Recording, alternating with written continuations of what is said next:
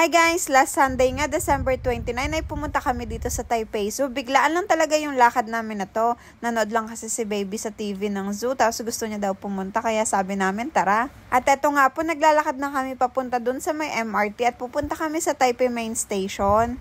From Taipei Main Station nga po, ay bababa lang kami ng Daan Station. Tapos, doon na po kami magta-transfer ng Brown Lane. Sa Taipei Main Station nga po pala, ay susundan nyo lang yung red na nakasulat na yan. Tapos, yung arrow po ay tuloy-tuloy lang yan. Hindi na kayo maliligaw. At ayan nga po, pababa lang kayo dyan. Tapos, pa-Xiangshan po yung sasakyan yung MRT punta po dyan sa arrow na yan. Hindi po pa Tamsui. At nagantay nga lang po kami ng 30 seconds ay dumating na rin yung train dito. Makikita nyo din po kasi sa TV kung ilang oras na at paparating na ba ang train. After 5 stops nga po ay pwede na kayong bumaba dito sa may daan po. Tapos saakit lang po kayo ng platform. Tapos marami na kayong makikita mga signage na ganyan. Susundan nyo lang po yan. Medyo mahaba nga po palang lakaran yung pagta-transfer ng MRT na brown line dito. After nga po nyan, pag akyat nyo ay may makikita pa kayong arrow na yan. Ibig sabihin na akyat pa kayo ng escalator. Kasi nasa kabilang platform po yung pinaka-MRT na sasakyan mo. Mabuti nga po, saglit lang yung train tapos may available na upuan pa. From Daan nga po pala, papuntang Taipei Zoo ay 8 stops po. At eto nga po, nakababa na kami at mag-exit kami sa exit 1 kasi pupunta lang kami ng Taipei Zoo.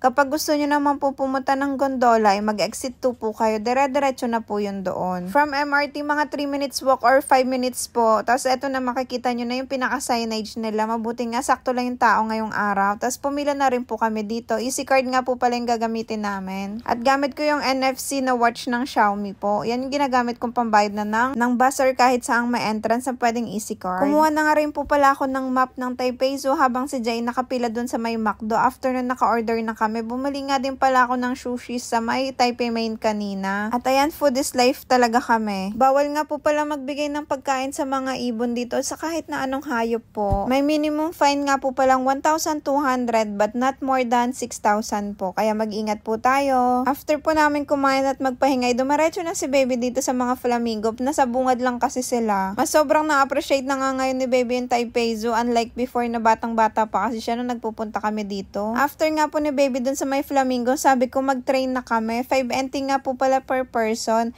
Pero kapag 0 to 5 years old po yung bata ay free na sila sa pamasahe. Pwede nga po palang pambayad yung top card nyo or pwede din kayong mag-cash kapag wala nang laman yung top card nyo. 5 NT po dapat yung saktong-sakto yung amount dapat yung pambabayad nyo. Medyo mahaba nga po yung pila dito pero mabilis lang naman umusad yung pila dito kasi nga malaki din yung train tas maraming pwedeng sumakay. At habang nasa pila nga po kami, for the video ako kaya subscribe nyo na po ako sa YouTube and follow nyo po ako sa Facebook. Thank you!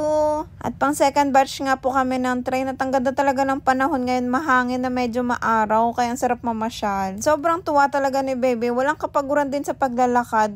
Pauwi na lang kami siya nagpabuhat pero ganito ay buong lakad talaga, naglalakad lang siya. Ang baba nga po pala ng train ay dito sa may Bird World Station tapos pumasok kami dito sa Amphibian and Reptile House po. Sobrang dami pa ng video, next part na lang po. Hanggang dito na lang, salamat sa panonood, bye bye!